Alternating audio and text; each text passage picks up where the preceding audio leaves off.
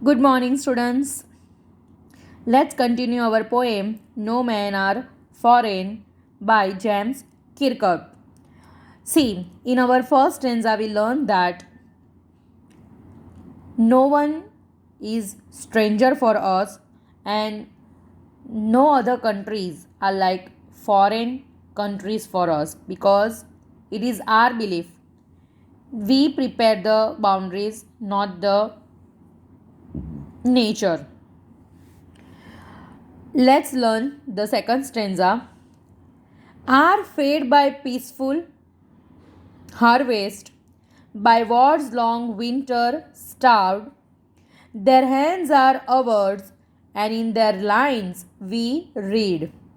Are fed by peaceful harvest બાજે સમજો હવે કવિ શું કહેવા માંગે છે કે એ લોકો પણ ધ વર્ડ ફેર બાય એટલે કે ના દ્વારા પોષિત કરાતું બાજે કે એ લોકો પણ મહેનત કરીને જ પોષણ મેળવે છે હાર્વેસ્ટ બાજે લણણી જેમ ખેડૂત પાક વાવે છે એની માવજત કરે છે એને લણે છે તો એ જે મહેનત છે એ અહીંયા આગળ શું કીધું છે એના દ્વારા એ પોષણ કરે છે બાય વોર્સ લોંગ વિન્ટર સ્ટાર્વ અને બાય વોર્સ લોંગ વિન્ટર બાજુ એ ઇડિયમ્સ છે એને ખાસ તમે સમજો કારણ કે ઇડિયમ ફ્રેઝિસના મિનિંગ જે રીતના આપેલા હોય છે એ રીતના પ્રોપર હોતા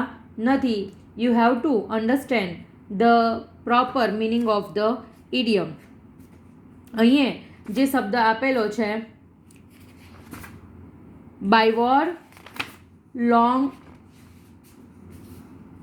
winter, that means war makes the life of the people and lands infertile એટલે કે એક પ્રકારની અછત કે દુકાળની પરિસ્થિતિ સી સમજો હવે કવિ કઈ રીતે એને એક્સપ્લેન કરે છે કે આપણે જાણીએ છીએ કે જો યુદ્ધમાં કોઈ એક વ્યક્તિથી તો યુદ્ધ લડાતું નથી કેટલા બધા સૈનિકોને રોકવા પડે છે હવે એટલા બધા સૈનિકો જો યુદ્ધમાં રોકાઈ જાય તો એ જે માનવ શ્રમ છે એ વ્યર્થ થઈ જાય છે કેમ એ માનવ શ્રમ એ લોકો શામાં વાપરે છે એકબીજાની સામે તલવાર ચલાવવામાં એકબીજાને ખલાસ કરવામાં જ્યારે એ જ માનવ શ્રમને જો એ લોકો જમીનની અંદર પાકને ઉગાડવામાં વાપરે તો એકસાથે કેટલા લોકોના પેટને એ લોકો ભરી શકે છે એટલે અહીંયા શું કીધું છે કે જ્યારે યુદ્ધનો શિયાળાના સમયમાં યુદ્ધનું જે લાંબુ સમયગાળો નીકળે એટલે કે યુદ્ધ કે એક દિવસમાં કે 2 દિવસમાં બી પતતા નથી બાજુ અઠવાડિયા 15 દિવસ કે મહિનો કે 2-3 મહિના સુધી પણ ચાલતા હોય સમટાઈમ્સ તો આના લીધે કઈ પરિસ્થિતિ સર્જાય છે દુકાળની પરિસ્થિતિ સર્જાય છે સ્ટાર્વ ધેટ મીન્સ કે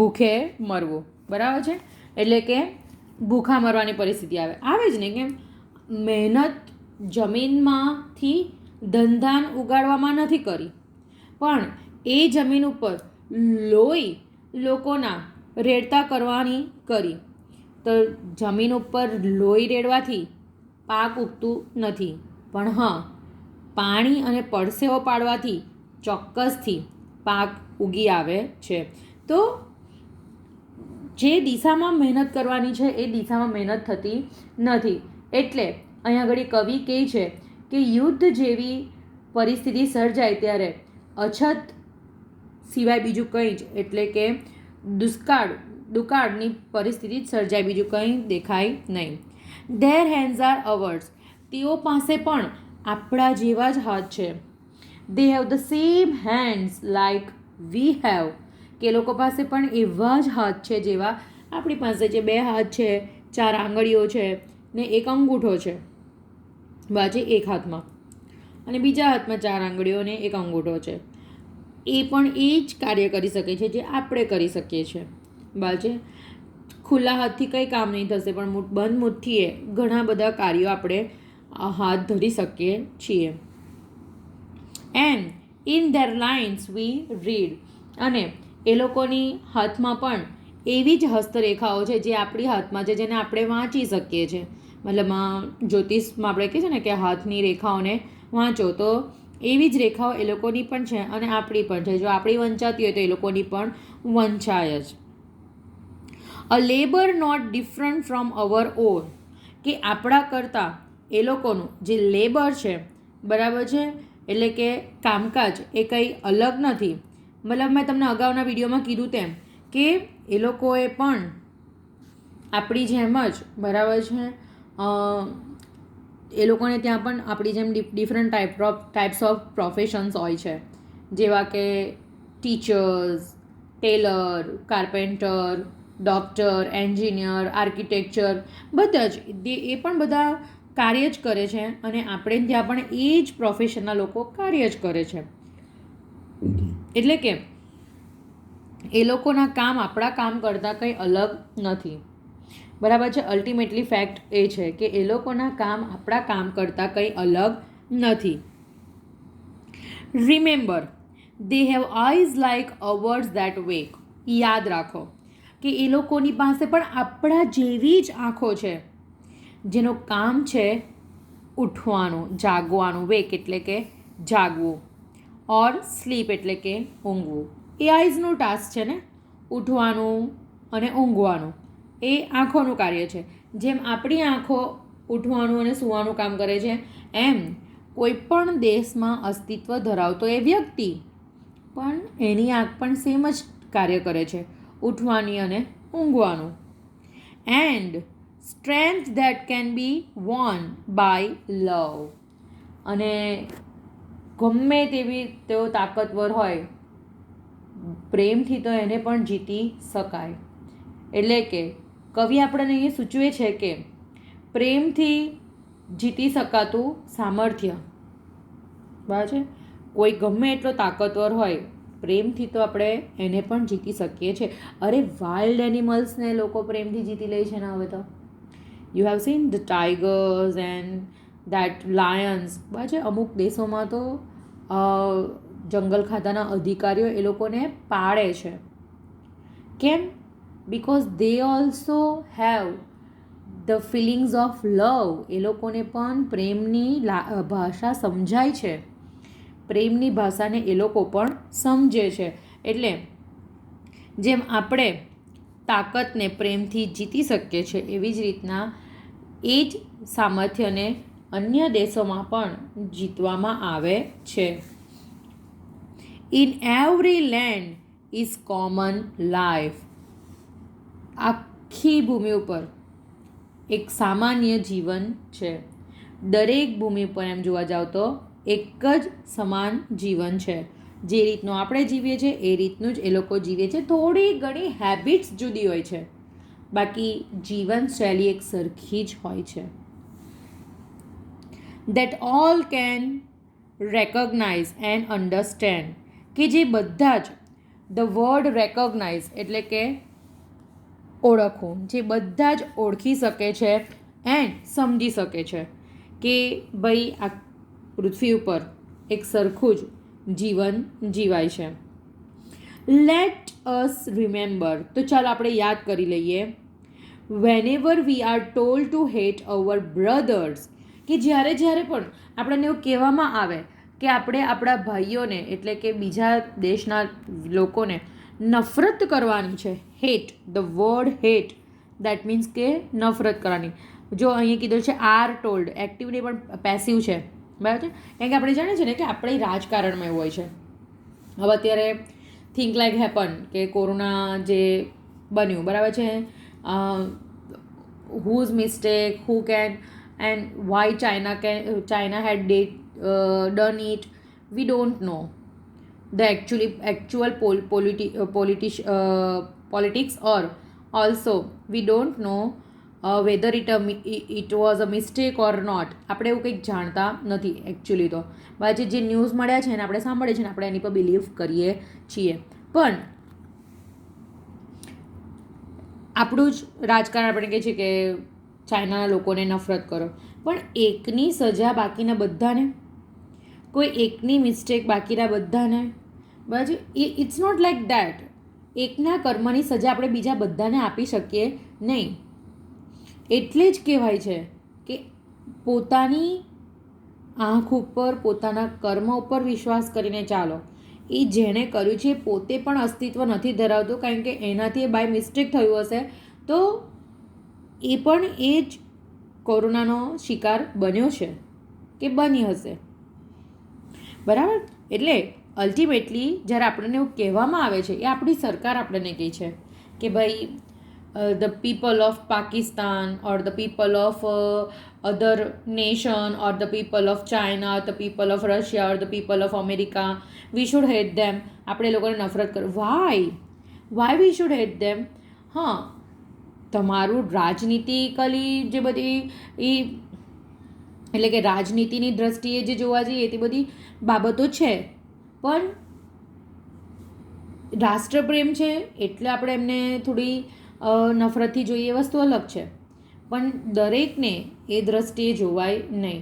આજે આપણને જ્યારે માનો કે કોઈક ટૂર ઉપર નીકળ્યા છે અને આપણી સાથે બીજા અન્ય દેશના વ્યક્તિઓ છે, તો દેશ માટેની લાગણી અને એ વ્યક્તિ માટેની આપણી લાગણી અલગ હોવી જોઈએ. એ દેશમાં એ રહી છે એનો ગુનો નથી. એ વ્યક્તિ આપણી સાથે કેવા છે, હમ્બલ છે, તો live with humbleness, live with humanity, માનવતા સાથે રહેવું. બરાબર છે. એટલે અહીંયા આગળ આપણને કવિ એ જ કહે છે કે વિશ્વ એક કુટુંબ છે ને કુટુંબમાં બધાએ બંધુત્વની ભાવનાની સાથે જીવવાનું છે. એટલે કોઈના માટે નફરત, ધિક્કાર કે આલોચના હોવી જોઈએ નહીં. કેમ? તમે બીજાની આલોચના કરો છો, દેટ મીન્સ તમે તમારી પોતાની આલોચના કરો છો, બિકોઝ યુ આર લાઈક ધેમ, કે તમે પણ એ લોકો જેવા જ છો. ટુ હેટ અવર બ્રધર્સ, કે આપણને જ્યારે કહેવામાં આવે છે કે તમારે તમારા ભાઈઓને નફરત કરવાનું છે, ઇટ ઇઝ અવર સેલ્સ. તો એ આપણે એ લોકોને નફરત નથી કરતા. આપણે કોને કરીએ છીએ? આપણી પોતાની જાતને જ નફરત કરીએ છીએ. કેમ? બિકોઝ દે આર લાઈક અસ. એ આપણા જેવા જ છે. જેવું આપણે વિચારે છે એવું એ લોકો વિચારે છે, જેવા આપણે કાર્ય કરીએ છીએ એવું એ લોકો કાર્ય કરે છે. તો પછી જો આપણે નફરત કરીએ તો એ લોકો પણ નફરત જ કરવાના. બરાબર. Students, here your second stanza. Once again, you can understand the whole poem in a short description that when man begins to think, કે જ્યારે માણસ એવું વિચારવાનું શરૂ કરે ને, that they are stranger to each other, કે જ્યારે એ લોકો એકબીજા માટે અજાણ છે, then we develop a feelings of hatred.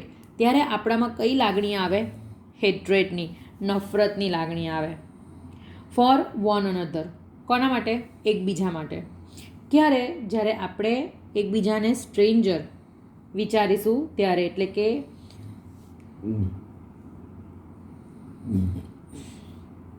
Stranger that means કે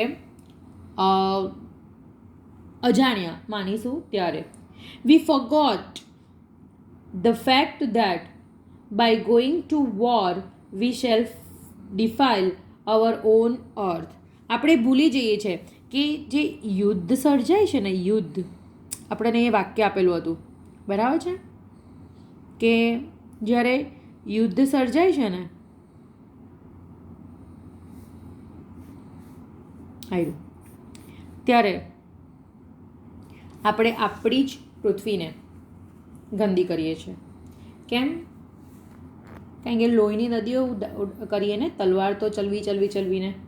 એટલે આપણે કોને ગંદી કરીએ છીએ? આપણી પોતાની જ ધરતીને ગંદી કરીએ છીએ. અવર own earth and it will bring death even to the innocent. અને વોરમાં સામેવાળા વ્યક્તિને તો આપણે ઓળખતા બી નથી હોતા અને આપણે તલવાર ચલાવી દઈએ છીએ. એ વ્યક્તિ બી કોઈનો ભાઈ છે, કોઈનો પિતા છે, કોઈનો પુત્ર છે, કોઈનો પતિ છે, ભાઈ છે, એની પણ પારિવારિક જવાબદારીઓ છે. યુદ્ધમાં આવ્યો છે તો એ એના દેશની રક્ષા માટે આવેલો છે. એમ તમે પણ તમારા દેશની રક્ષા માટે ગયા છો. પણ that doesn't means that you have a right to kill the person who is innocent, કે તમને એવા કોઈ અધિકાર નથી કે તમે કોઈ નિર્દોષ વ્યક્તિને મારી દેવ. બરાબર છે. જસ્ટ બિકોઝ કે તમને તમારા નેશનમાંથી ઓર્ડર્સ મળેલા હોય કે પછી તમારા રાજા, પહેલાં તો રાજાશાહી હતું ને, તો તમારા કિંગ રાજા પાસેથી આદેશ મળ્યા એટલે તમે યુદ્ધ લડવાનું શરૂ કરી દીધું. The purpose of the war the soldiers never નો, કે યુદ્ધ પાછળનું જે લોકોનું પર્પઝ, હેતુ શું હોય છે, એક ઘણીવાર તો એવું થાય છે કે સોલ્જર્સને એટલે કે સૈનિકને પોતાને પણ ખબર હોતું નથી. Let's learn that we shall dispose, betray, condemn. Okay, sorry, આ લાઇન્સ એક બાકી રહી ગઈ હતી. To hate our brothers it is ourselves that we shall disposes. તો એ આપણી જાત છે કે જેને આપણે શું કરે છે, ડિસ્પોઝિસ. ધ વર્ડ ડિસ્પોઝિસ દેટ મીન્સ કે ડિપ્રિવાય. બાછે ડિપ્રાઇવ એટલે કે અધિકાર છીનવો. તો એ આપણે આપણો જ અધિકાર છીનવીએ છીએ. બીજો શબ્દ આપેલો છે બિટ્રે. બિટ્રે દેટ મીન્સ કે ડિસલોયલ એટલે કે દગો દેવો. અને ત્રીજો શબ્દ છે કન્ડેમ. કન્ડેમ દેટ મીન્સ કે વખોડવું, આલોચના કરવી. એટલે એનો સિમિલર મિનિંગ થાય છે ક્રિટિસાઇઝ. બરાબર છે, આલોચના કરવી. અહીં આપણને આપેલું જ છે, જો સિમિલર મિનિંગમાં ક્રિટિસાઇઝ એટલે કે આલોચના કરવી. તો આપણે આપણી જ આલોચના કરીએ છીએ, આપણને જ દગો દઈએ છીએ અને આપણા જ અધિકારને આપણે છીનવીએ છીએ. બરાબર છે, બીજાને નફરત કરીને. કેમ? કારણ કે એ પણ આપણા જ ભાઈઓ છે, આપણા જેવા જ છે. જો પ્રેમથી રહેશો તો બધા જ પ્રેમથી રહે છે. જો યુદ્ધ અને ધિક્કાર અને આલોચનાથી રહેશો તો તમને સામે એવું જ મળશે. What do you expect from the mirror? તમે કાચની સામે ઊભા રહો તો તમને શું દેખાય છે? યોર ઓન રિફ્લેક્શન, તમારું પોતાનું જ પ્રતિબિંબ દેખાય છે. તો તમે જેવા છો તેવા જ તમને દેખાવાના. તો એ જ વસ્તુ અહીંયા છે કે બીજા દેશમાં જઈને બીજી વ્યક્તિને જોશો તો they are the same people who can work like us, who can eat like us, who can breathe like us, who can live like us. એ જે આપણી જેમ શ્વાસ લે છે, આપણી જેમ ખાય છે, આપણી જેમ જીવે છે, એવા જ લોકો તમને જોવા મળવાના છે. Remember, we who take arms against each other, કે યાદ રાખો, આપણે કે જે એકબીજાની સામે બાજે આર્મ્સ એટલે અહીંયા આગળ છે ને હથિયાર લેવાનું છે.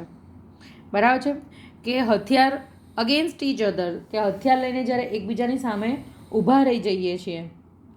બાજે યાદ રાખો કે આપણે જ્યારે હથિયાર બાજે એકબીજાની સામે લઈને ઊભા રહી જઈએ છીએ, it is the human earth that we defile. આ યુદ્ધની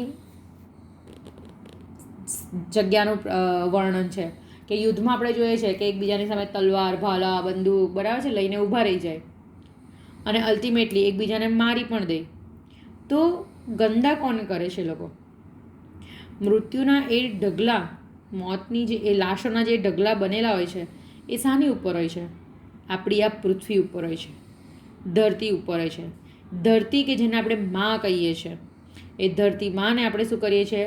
બીજાના લોહીથી લોહી લુહાણ કરીએ છીએ, ગંદી કરીએ છીએ.